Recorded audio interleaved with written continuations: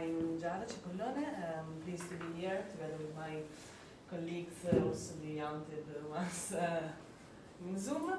And I would like to begin by briefly outlining the structure of my presentation. I will first introduce the broader context in this contribution, that is the project at Peril. That is an acronym for Performing Islandness, Performance, Dramaturgy and Curatorship of the Island since the 70s, which I am currently developing at UAV, at the University of Venice.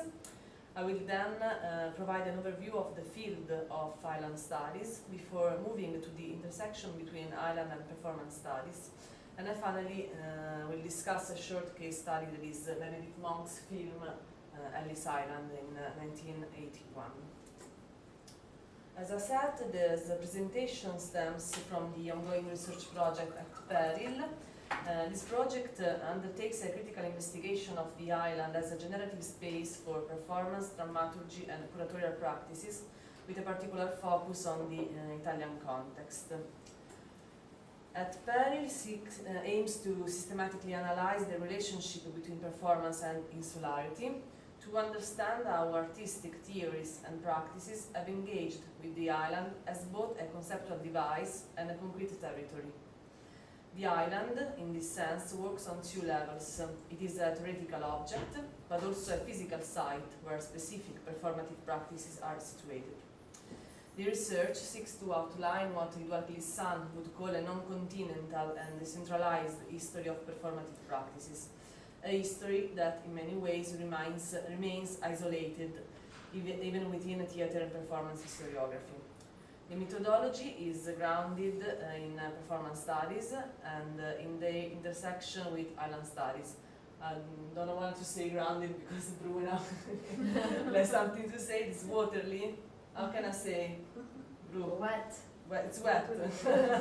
Let's move on, sorry. Use wet, that's fine. Okay. And it also opens dialogue with architecture, particularly around spatial planning and politics of dwelling. At the same time, the project is framed with the environmental humanities, weaving together feminist thought and political ecology. The project, as I said, is based at the UAV, University of Venice. It is not a case because Venice itself is a particular kind of island, an archipelago of island, suspended between sea and land in the ecosystem of the lagoon. It is a urban island, a small island that concentrates multiple ecosystems, both metaphorical and material. Venice functions, as for our research unit, as a kind of laboratory, a space of concentration and exposure, where the complexities of the islandness become visible, but precisely of Venice, it is precisely on Venice that the following contribution by Ania Dimitrievich will focus more closely. So, as far as my project is concerned, the key question is how starting from the place, from the island, in this case as both a site as a concept, can reframe our understanding of performative practices. Looking from the island means considering artistic practices not only from the aesthetic or formal perspective of the authors or of the works, but also from the cultural and material dimensions of the territory in which the practices are created. Over the past few decades, island studies have offered new perspectives on how knowledge and cultural practices are shaped within insular context. Islands are understood not only as ecosystem, but also as conceptual frameworks through which explore the tension of our present. Philosophical reflections such as Deleuze's idea of the desert as a space for new beginnings, or Derrida's notion of immunity, have been particularly influential in this regard. Genealogically, the field began to take shape in the middle 80s. Early approaches such as Grant McCall Missology invited scholars to look at islands on their own terms. McCall's position was crucial. He defined islands as geographical, historical and cultural units that could not be reduced to continental perspectives. This early stage of island studies focused on the essence of islandness, its particularity, its isolation, its boundedness, in order to affirm the specificity of the island world against the gaze of the continent. Almost at the same time, we are 1994, the anthropologist Epeli Aufa published his seminal essay Our Sea of Islands, which marked a shift from insularity, isolation to oceanic connectivity, and resonates with Maria Paula discourse on Mediterranean. Aufa challenged the colonial perception of Pacific islands as small, isolated and dependent, proposing instead an expansive decolonial vision of Oceania as a vast sea of relations. His intervention reframed the sea not as a boundary, but as a connective matter, a dynamic living space that dissolves the opposition between isolation and relation. In more recent years, the debate has moved farther away from the ontological view of the island as an essential or fixed condition. What has emerged is instead a relational configuration of islandness, as articulated by Elanie Stratford, who describes islands, as you can read, as relational spaces, relative spaces, bounded but porous, isolated but connected, and vulnerable to linguistic, cultural and environmental change. This formulation is often taken up and expanded by Godfrey Baldacchino, that is considered the leading scholar in the field, who insists on the necessity of situating islands with broader system of interaction and exchange, reading islandness as a relational rather than essential, the product of ecological, historical and cultural negotiation that are notable, porous and constantly transforming.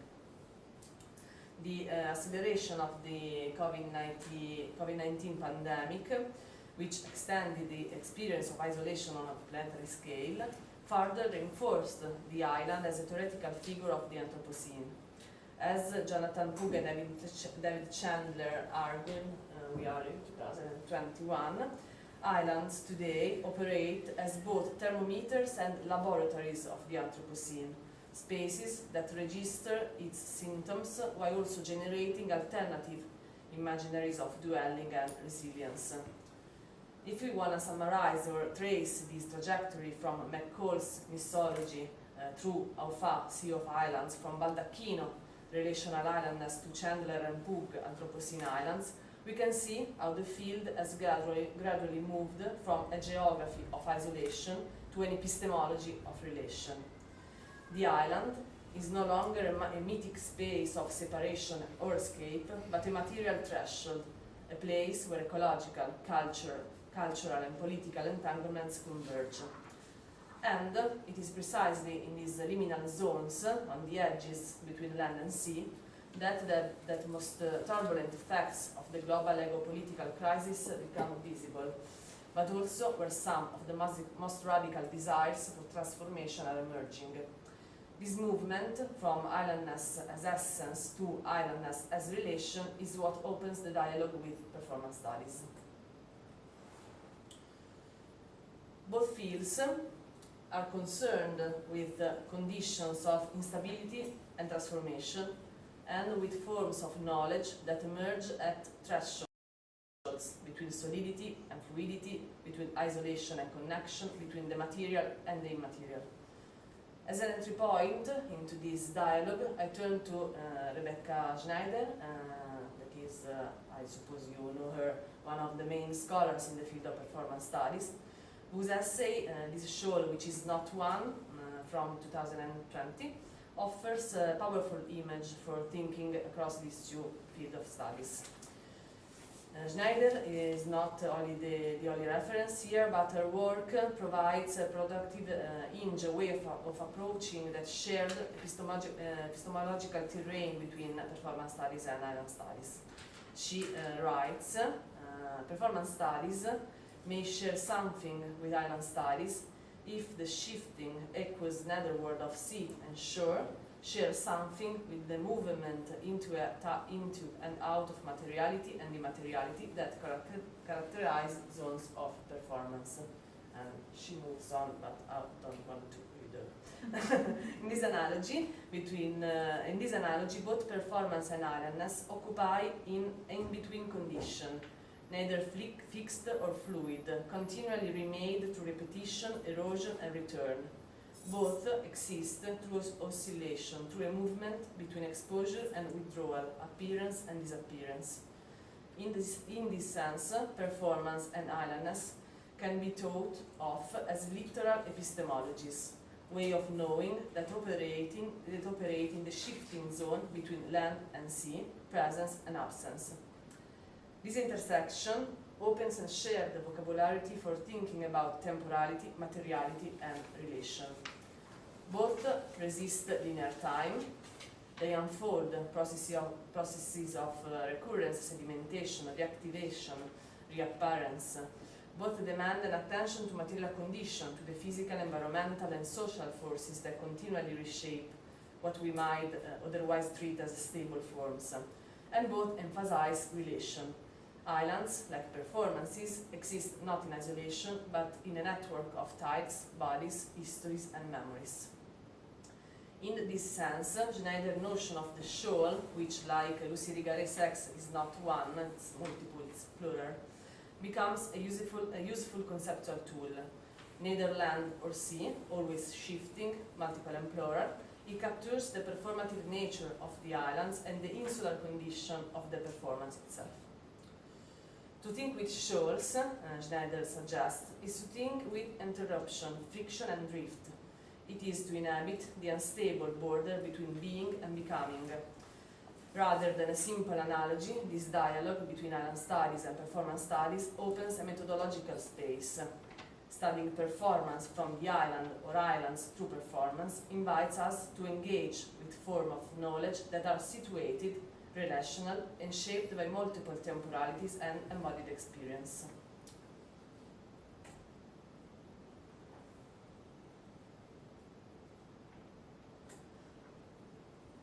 To make this intersection more tangible, I would like to briefly turn to a work that stages the encounter between performance and the island. That is, as I mentioned before, Island Studies. It's a film by the performance artist Meredith Monk.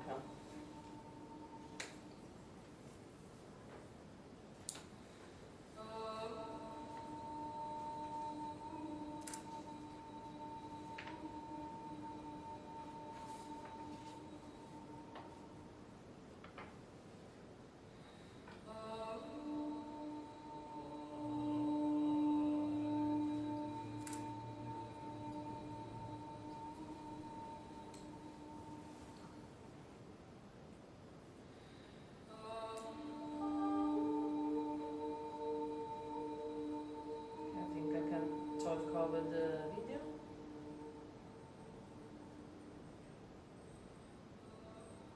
We can continue to listen otherwise.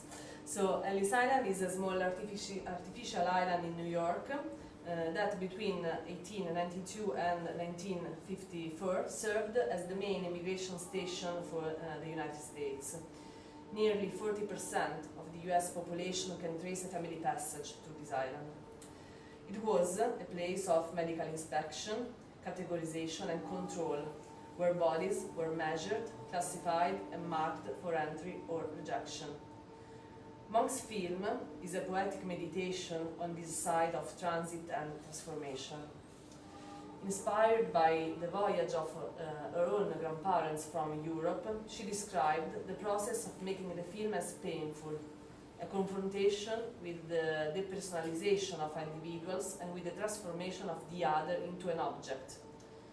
Shot inside the decayed building of the island, the film combines black and white and color imagery, reenactments and of medical examination, and Monk's haunting vocal composition, as we can listen in these few minutes. The result is neither a documentary nor a fiction, but a sort of a performance, a vocal choreography of memory. Ellis Island exposes the material condition of insularity, the island as a checkpoint, Okay, this is the part of the reenactment, and it starts with the medical control. I think I can move a little bit on because she works on the choreography of medicalization, but I'm not able to move on the video, so okay.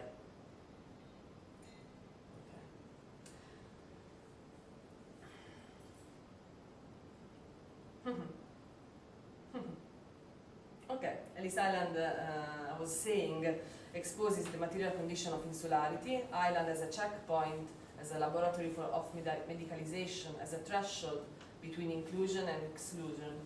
It reveals how island infrastructures historically perform the management of bodies, the technology of visibility and surveillance that Michel Foucault associates with modern regimes of power. The film becomes an embodied archaeology, fragment of tableau, as we just saw, fragment of gestures, voices, and architectures overlapping in a process of repetition and return. Monk's performance, she said, are ghosts, what she calls phantoms of the immigrants, who are reoccupying the ruins and, through performance, transform the island site into a living archive. Like a shoal, Monk's Island oscillates between solidity and dissolution, appearance, as we have just saw, and disappearance. It is both a monument and a ruin, both an archive and an everybody. The film moves continuously between material and immaterial states, between the solidity of the architecture and the fluidity of the song and of the choreographies. To conclude, looking at performance from the island and at islands to performance invites us to move beyond the traditional historiographical frameworks centered on aesthetic or formal analysis. The island perspective allows us to foreground the cultural, political, and ecological forces that shape the production and the reception of site-specific performance. To think from the island is, in this sense, to think from the threshold, a place of exposure and relation, of vulnerability and invention.